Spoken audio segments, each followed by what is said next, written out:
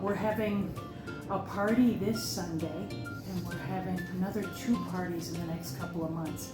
So I'm cooking ruby chicken, an Indian dish that I pulled out of this cookbook, Dishoom. I love it. It's the Dishoom from Bombay with Love, and I was really intimidated by Indian cooking, but I've now figured out that I really enjoy it. So what we're going to get started on tonight is just the chicken marinade. This chicken is using chicken thighs, and the marinade says to let it marinate between 6 and 24 hours. Last time I let it marinate the full 24 hours, and there's something about, you'll see a little bit later, it's in a yogurt and lime sauce, and I think the acidity and the spices, just the chicken was really tender and delicious. So I think it is well worth the time to get that marinade going and let it sit the full 24 hours. I'm going to start cooking this Friday, and this is Wednesday, so it'll have even a little bit longer than that to marinate. We are doing a lot of chicken. Since I'm cooking this for 3 different parties, I've got 30 pounds of chicken. So we'll speed up a whole lot of this. You don't need to watch me trim chicken. But a few things as I get ready for preparation. I've got my bowl that I'm going to put the chicken into. I trim any meat really carefully.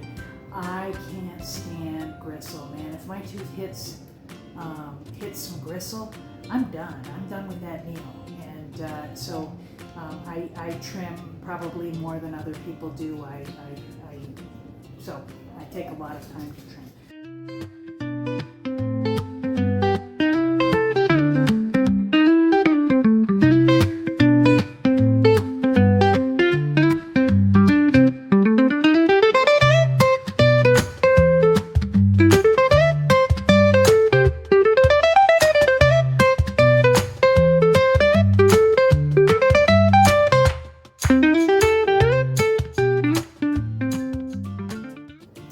So I'm sure you're figured out, I'm making an Indian feast, Indian food that I'm pulling out of my beloved Dishoom cookbook. Yeah, baby. All right, I got yesterday the chicken prepared as far as it's gonna go until I start cooking the chicken. So the diced up chicken has been sitting in the marinade for now about 24 hours. Yeah. So anytime I wanted to cook that chicken now would be fine. And the sauce is completely built and ready to go. So I've got those things in the fridge. But it's not urgent that I get that meat cooked. That could happen anywhere between now and tomorrow morning. I'm also preparing Saag Paneer, which is the spinachy stuff with the cheesy stuff in it. And I'm making Black Dal, which is a lentil affair. So I've got one evening to do the rest of my prep work. So I kind of arrange it in order of what needs to be done now so that I'm not up until 2 in the morning. The first priority with that was getting the beans on. So I've got those on, and they can just cook happily for 2 to 3 hours just all by themselves. We don't need to do anything to them for the time being. And all they are gonna need is a spice bomb that's got 8 or 9 ingredients. And the most time-consuming part of that is gonna be creating the ginger paste and the garlic paste. But you saw yesterday that took me 2 minutes, right? So that I can put off for 2 to 3 hours, right? And in the meantime, the Saag Paneer, the Paneer Saag, I've got one little bunch of cheese that I made. It was my first time trying that, the paneer, and it worked really well. So I need to make another couple batches of the paneer, which isn't time consuming. It takes about 15 minutes, but I'm gonna have to process and chop a bunch of spinach for that project. So, and then as far as the, yeah, so that's it with the Saag Paneer and the spice bomb. So there's really, and then getting cooking on the chicken. So I think I'm gonna start by making the cheese because it needs to chill for a few hours to give it its consistency. So we will start with that next, paneer, which is cheese, and it's super simple. Okay, the dal is happily cooking away. You'll see I changed into my cooking dress, which is the same as the other dress, except the other one hasn't been cooked on and smoothed on and so forth. So I wear this dress for cooking a lot of times when I'm not going to record the naked cooking. Yeah. All right, so I'm making the next round of paneer, cheese. And yesterday was my first time. I used 2 different pans and I used one of these, and I know user error. I let it get a film on the bottom and I had to scrub that thing until my eyes were blue. Versus this got a little bit, my trusty stainless steel got a little bit of a film on it, but I think if I stirred it more often it wouldn't. So the only thing I'm going to do to change the recipe today is not the proportions, anything else.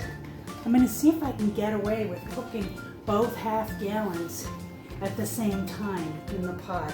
I don't know if there's some voodoo chemistry that I don't know about that prevents it from curding properly, whatever. But I'm gonna put them both in this stainless steel pot and get them on the stove. I take that back, they wouldn't both fit in the same pan. So I'm just gonna do 2 batches. I need now to cut up some lemons and squeeze them. We've got a little bit of, I think drama is too high of a word, but I think yesterday I threw out a part of my juicer. I've got a lemon juicer here that has a little bottom base on it.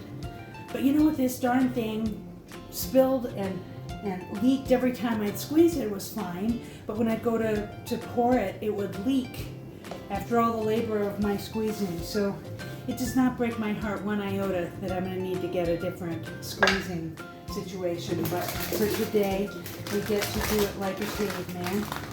And this paneer requires about a 1/4 cup of lemon juice. The recipe said you could use other acidic stuff like vinegar, and what you're doing is you're heating up the milk like on a medium heat until it's at a boil, and not even a brisk boil. Yesterday when I did it, it was it starts to get a film on the top, and I'm stirring it regularly so that it doesn't stick to the bottom.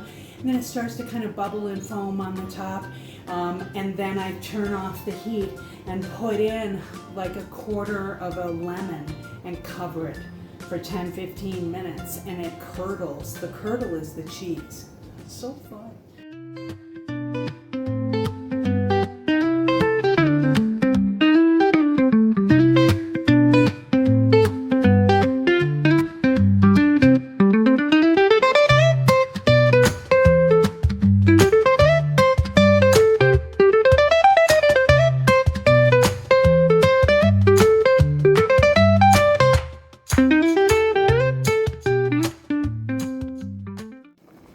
Boy, look how pretty that milk is when it's cooking up. In preparation, I've got a sieve that I've put some cheesecloth in, and once this milk curds up, I'm going to pour it into this, give it a gentle squeeze, and then prepare it.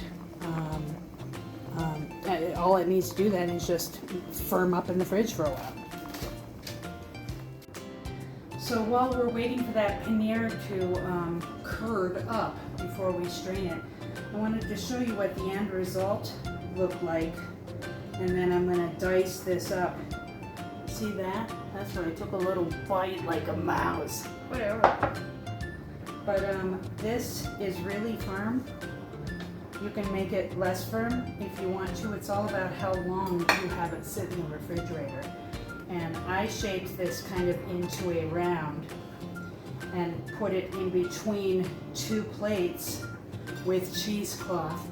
And then, you know, the recipe said place something heavy like a book on top of it. I've got so much crap in my refrigerator with all the stuff I'm cooking this weekend, there wasn't room for that. So what I just did was I put this between a couple pieces of cheesecloth, put a plate on top of it and underneath it, and just a couple more plates on top of it. That was plenty of weight. Look at this. It's got a good consistency. I'm going to cut this up.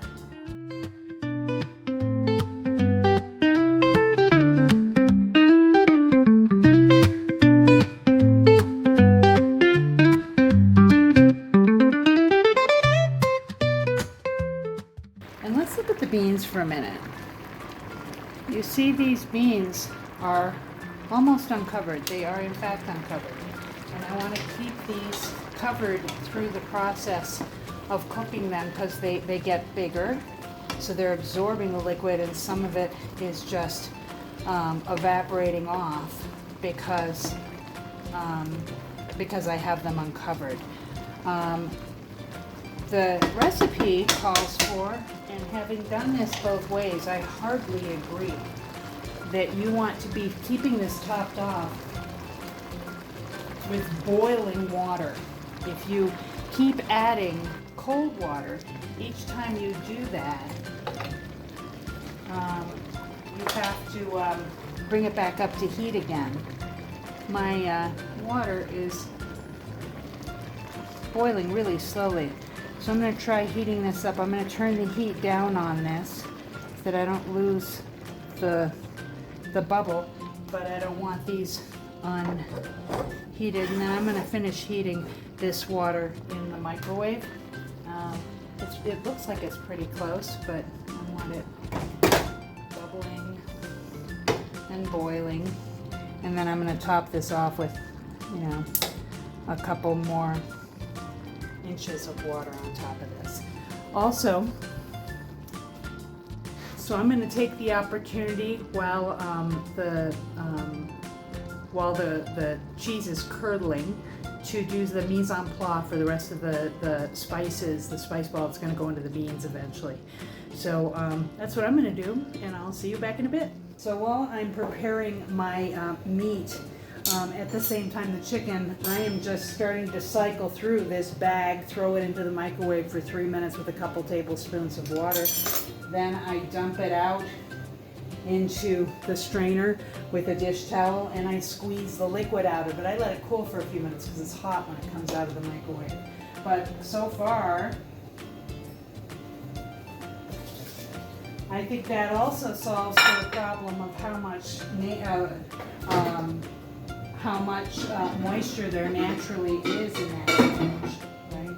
So this was just in the microwave. So I'm pulling a batch out. That just cooked for 3 minutes and I think that I only put a couple tablespoons of water, and what I'm squeezing out of it is more than a couple tablespoons. So I think this also solves for how much moisture there is in the spinach itself. So I've got this dish towel lining this. I'm gonna put the spinach in here. This paste has some chili powder, some of the gram powder, some paste of garlic and ginger paste, and some salt. It smells delicious. So I will get that process rolling, and I'll be back. And tomorrow is when I'll add in that extra chicken to the sauce and cook it. So, boy, if this is a successful method, it's really going to speed up the overall cook time, I think. Let's try spreading this out.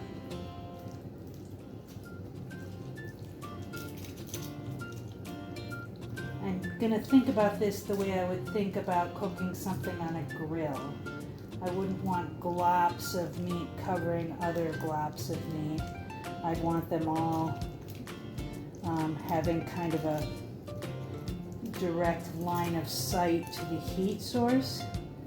So that looks like about the right amount. Tuck these corners for now. I am really careful when I'm dealing with poultry. So in between each and every step of everything is cleaning the hands, cleaning the surfaces, cleaning the kitchen. The first time we had people for dinner after the big COVID lockdown, it was Dwayne's 70th birthday, and it was a super spreader event. Whatever. Okay, so now we're going to add some butter.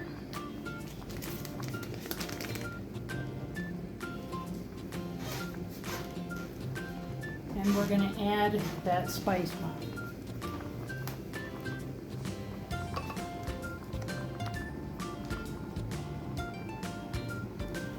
And again, that's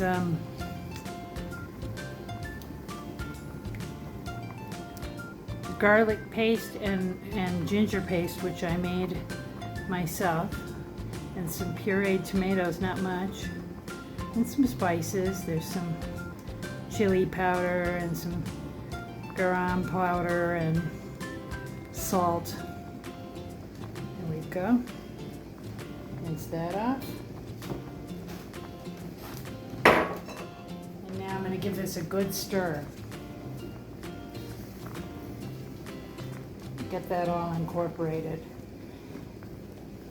Now we're to the portion, I did not plan it this way, but it could have been a good plan. I'm glad it did. Is that at just the point I'm dealing with stuff in and out of the oven with a timer on every, I checked it at 8 minutes, it was nowhere near done, so I gave it another 10. I'm gonna guess it's gonna end up being like 20 minutes per batch of meat, of chicken in the oven to get it cooked. And this dal now needs to be stirred very regularly so it doesn't stick. The butter will help, but the reduction of this, the thickening of this dal over the next couple of hours comes not from the reduction of the liquid as much as from the disintegrating of these lentils. And as that's happening, this becomes thicker and stickier, and all the insides of those lentils become the outside, and that's what makes it this delightful goop when it's done, but it could stick very easily. So having a timer going off every 10 or 12 or 13 minutes, and me just making sure every time it does that I get in here and give it a good stir and scrape, I think is going to be the key to not having all of this work result in a pot of burnt stuff. Okay, so we're going to take that first round of chicken out of the oven and see how it did. That's got a little bit of crispy, and it looks like it's cooked through. Got a big fatter piece. Yep, pink and juicy. I think we don't need this much butter, so the next rounds we'll do a little bit less, but in goes the next batch.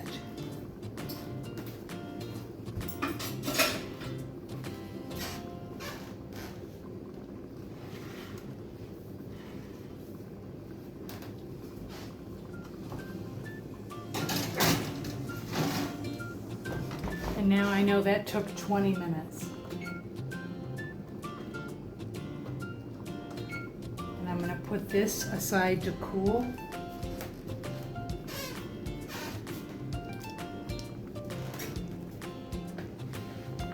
And I'm going to give this bad boy another good stir so it doesn't stick.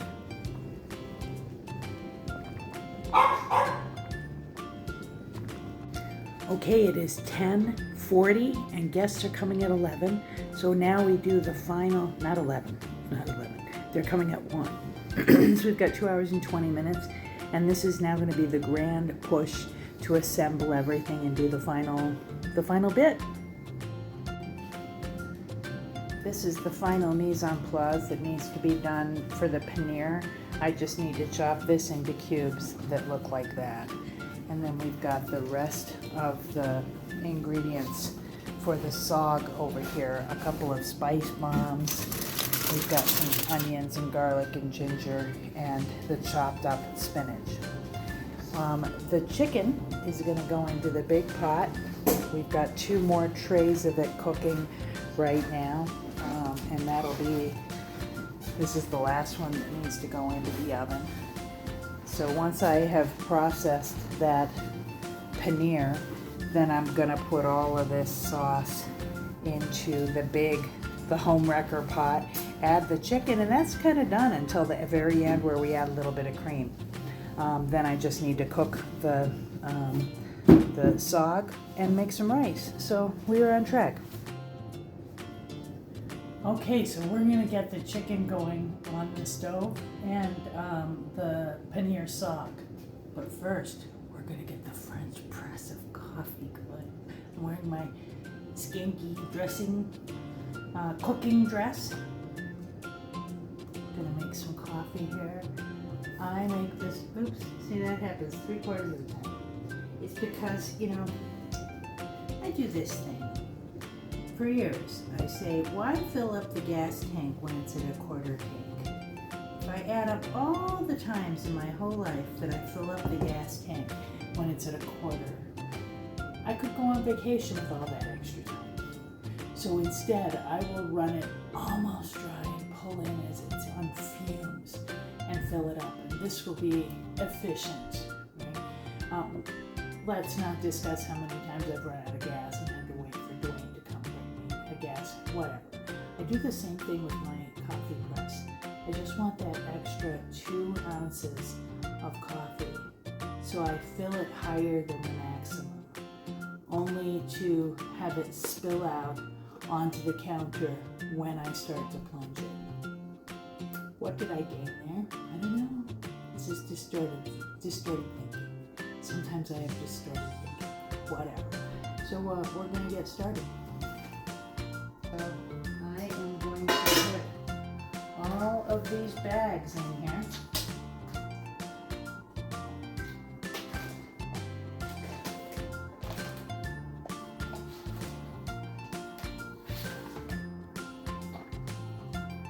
Dwayne, big shout out to Dwayne who peeled for this rampage.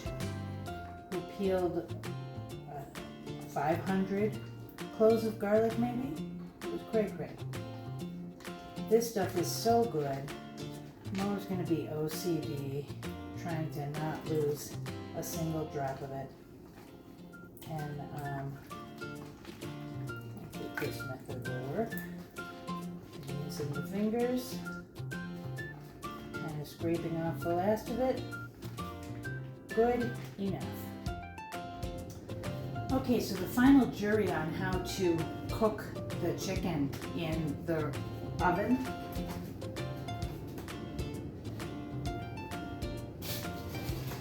was to put it on the second to top the second to top shelf under broil for 8 minutes, and then I brought it to the top shelf and put it in for 15, and this is cooked through and it's got some browning on the top, so this now goes in the books. Okay, so the first thing we're doing is taking our first spice bomb here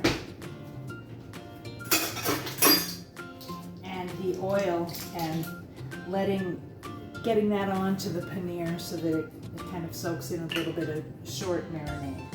So looks like we need 2 tablespoons. So 8 tablespoons of vegetable oil. I use olive.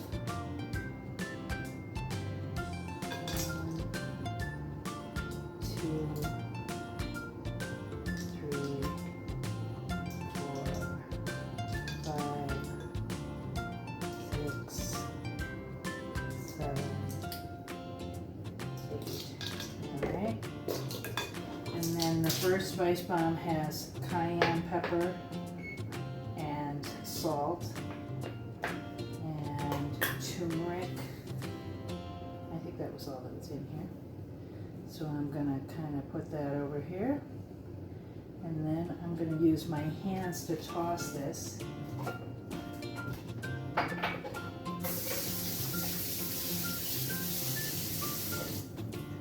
We always wash the hands before we stick it in the food.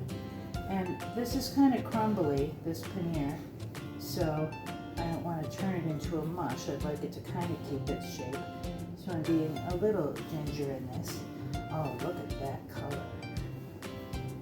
That is just beautiful. I'm digging to the bottom so that I can get that olive oil, which already sank. Look at this. And then this is supposed to kind of sit for a bit while I do other stuff. That is the alarm for me to switch racks on the chicken. Okay, so I've made a couple executive decisions since last we met. The paneer saag has you kind of saute the paneer in a pan with some oil to brown the sides, and then you take it out, and then you saute your onions and garlic and ginger. Then you add in the spinach. Guess what? I'm changing all that. I've just, because the chicken thing works so well, I've just put this on a pan. Look how beautiful that color is. This is the paneer with the turmeric and cayenne. And I'm just going to throw this under the broiler for 10 or 15 minutes and brown it up that way. Done. Check, check, check. And I also am going to start cooking the spinach in its own pot while the onions are caramelizing, and then I'll just incorporate all this at the end. I think it'll be fine. I won't tell if you don't. That's what we got for now.